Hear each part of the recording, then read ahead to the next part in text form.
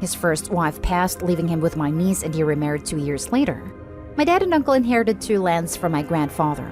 Dad left his land after it was split from me and Thomas, but Thomas sold it without my knowledge and kept all the money for himself. I couldn't do anything about it because I barely had money for college, and because sister-in-law said if I tried to do anything about it, I'd never see my niece. But I went no contact and couldn't establish a relationship with my niece anyway, even though I used to take care of her when she was little. She's now 16, born with a health condition and had her first operation at the age of 1. I later inherited the other land my uncle had after he disowned Thomas. I sold it and spent money on necessities, and used the rest to fund my wedding soon. Thomas reached out recently and we spoke a few times. He kept mentioning my niece struggling with her health condition again. He asked if I wanted to meet her, but I wanted time. After a few more conversations, he said he needs help paying for her upcoming surgery, and asked if I could help with money. He brought up uncle's land and the money I put aside for my wedding. I was shocked. He asked where he knew all that, and he said he's been talking to a mutual friend, and he told him everything. This mutual friend said Thomas spent the money from the land on several expensive golfing trips and anniversary celebrations with his wife, and is now in debt, struggling to pay for my niece's medical expenses. I said sorry, but there was nothing I could do to help. He kept trying to convince me that my wedding can wait and my niece should matter to me, reminding me that I'm the only family he got left, and I should consider helping him for my niece's sake, not his. I reminded him of what he did to me years ago, and how he left me to struggle for myself. I said he was lucky I didn't sue him for the money he owed me, but he said that this was his wife's idea, and he was stupid and regretted listening to her. Then said I could still sue them, but since they'll go to jail because they can't pay me back, then my niece becomes my responsibility. He said I could hate him all I want, but he's just asking for my niece. He pressured me to go see her, but I felt highly uncomfortable doing that. We had a heated argument after he tried to get my fiancé to postpone the wedding. I ended up telling him to leave, but he said it was okay, we'll talk again. But I said all I had to say. He had to let my friends know. They asked what's wrong with me prioritizing wedding over my niece. Thomas then emailed me saying I can't blame him for trying to help his kid, and that he knew I'm a better person than he is, and I would do this out of goodness of my heart. He said he'd pay me back with his wife's inheritance once their father passes, which he doesn't know when, but he hoped soon enough. I'm still dumbfounded by what he said. Thing is, I've always wanted a good wedding, and because I got stuck with student loans for so long, I still live in a small place. Still haven't gone on trips I wanted, still haven't achieved most of what I wanted. I'm 30 and feel like life already passed me by. If I let Thomas get my wedding fund, then I'll have to start saving for my wedding. Now for the top comments. Not stay home. Anyone who's harassing you about this is not your friend. It may be that he has given them a twisted version of his narrative and you can clear that up. But if they continue to harass you about delaying your wedding and giving your money to your brother for his child, then they are definitely not your friends. Hope you listen to the above. Also, if you do change your mind about helping financially with your niece's surgery, ask for a copy of the bill and pay the hospital or treatment facility directly. Do not give your brother money, as he's untrustworthy. Also, make sure you get your brother and his wife to sign notarized statements stating that they owe you that money back, with interest, or you will never see it again. Funny the brother hasn't mentioned the money as a loan anywhere, except the father-in-law comment. He and his wife, fully expect the money as a righteous gift. The money stole from Opie should have been put aside for the medical needs they knew were coming. Not Day-Hole. He said that this was his wife's idea, and he was stupid and regretted listening to her.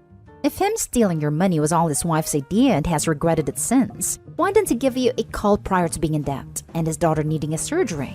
Someone who is truly guilted would have got in contact sooner just to apologize. Don't give him the money believing that he's going to let you see your niece or have any sort of family dynamic with him. As soon as he'd have the money, he'd disappear again.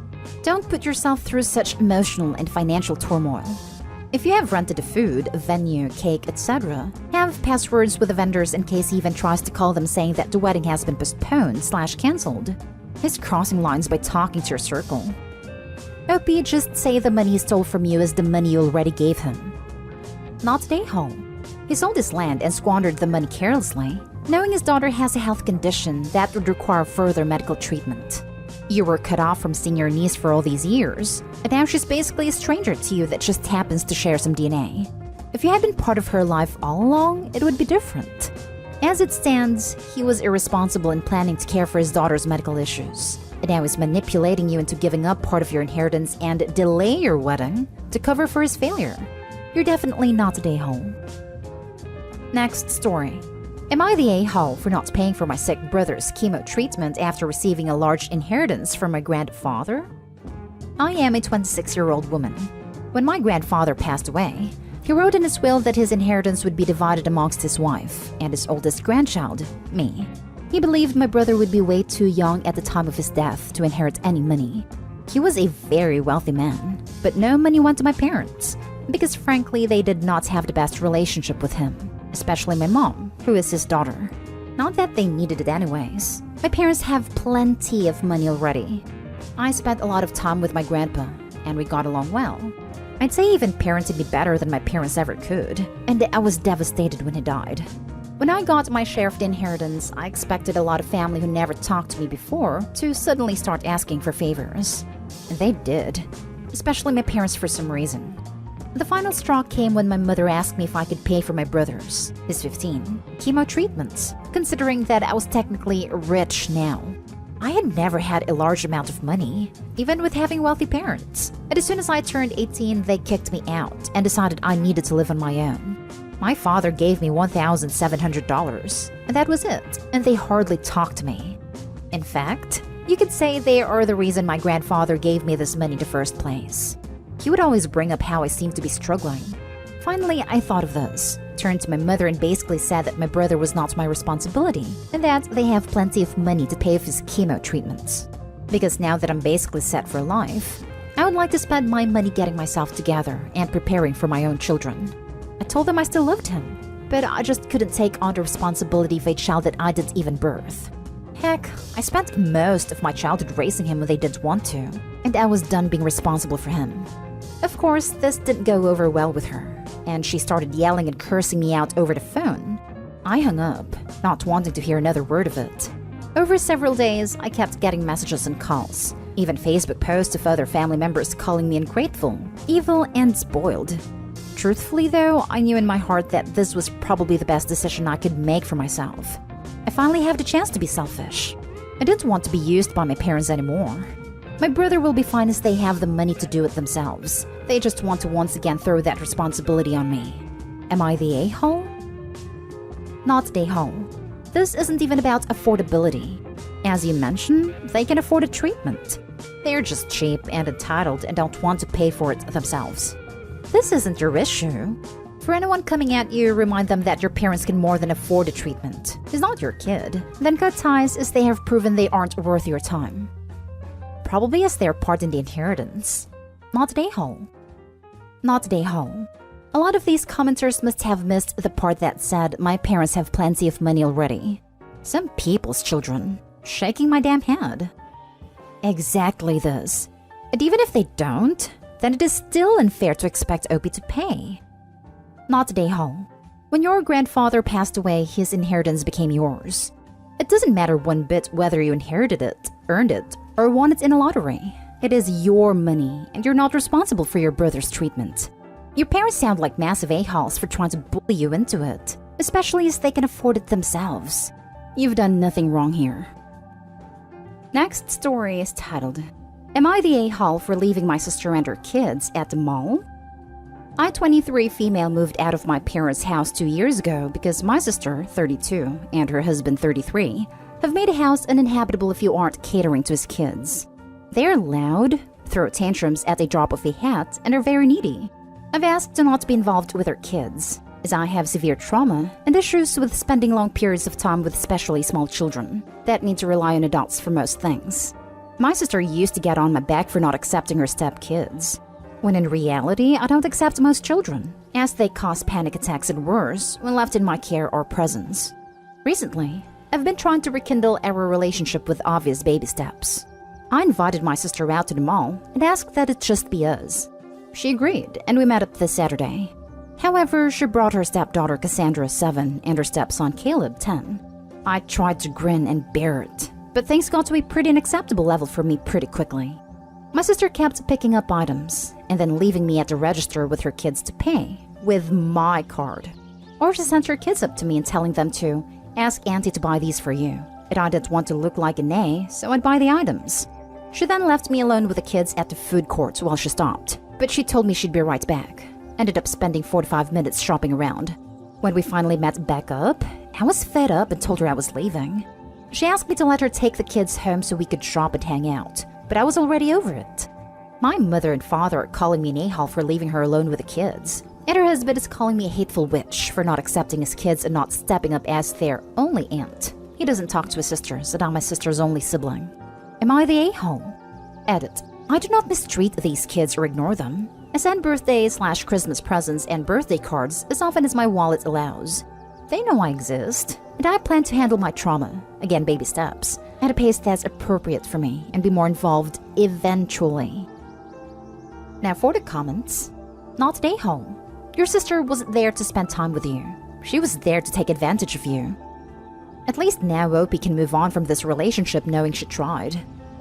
Not an a-hole. She didn't want to spend time with you. She wanted someone to pay for stuffs. I would go low contact on the whole family, to be honest. He doesn't talk to his sisters, and I'm my sister's only sibling. Join the rest of the family. Next story. Am I the a-hole for asking my fiancé to get a house of her own? So me 27 male and my fiancé 27 female are getting married in a year or two. We aren't in a rush. We've been talking about finances and stuff like that. And we've been having some honest conversations about the future, specifically what we do in case of a divorce. The main sticking point is the house. In the event of a divorce and she wants half the house, which I think is unreasonable given that I paid a mortgage. It's now paid off, and it's my name on the title deed. But I understand where she's coming from. If we broke up 10 years from now, then she'd have no major assets to speak of, which would be bad for her. I get that. So I suggested a solution.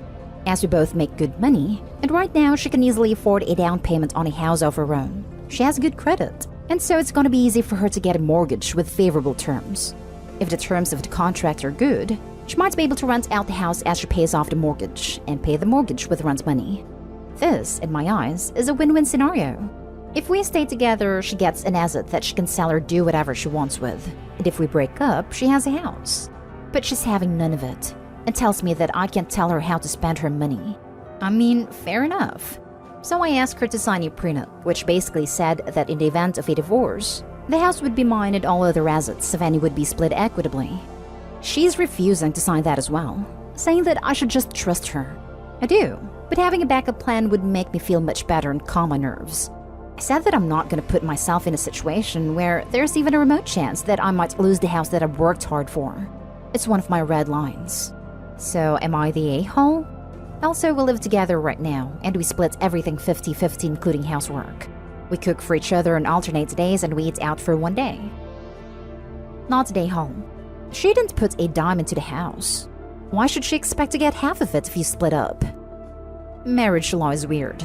She wouldn't get half the house, but she would be entitled to half of the appreciation of the house. So if the house is worth $100,000 when we get married and if it's worth $600 when we split up, then I'd be on the hook for $250,000, which I might not have in cash. So I might have to sell the house to pay the $250,000. All that depends on how much the house appreciates. If you are already planning a divorce, then do not get married without a prenup. That would be a terrible financial decision. No one plans to get a divorce when they marry, just like no one plans to have a house fire or for a tornado to rip the roof off the house. Yet sometimes it happens, and if it does happen, it's dumb not to make sure that your assets are protected. Info. What would you do with the house? Why not let her buy half of your house or you win this equally? Or sell it and buy one together? If you're going to retain sole ownership, then she shouldn't pay anything for maintenance/renovation/upkeep. Is this your plan? Now for the last story. Am I the a-hole for refusing to pay back my parents for sending me to a private school when I was 12/13? So, my 17 female parents used to be very strict growing up. When I first started secondary school, I used to be a rebellious child, which is something I have always admitted and apologized for. It is also a phase I have grown out of a pretty long time.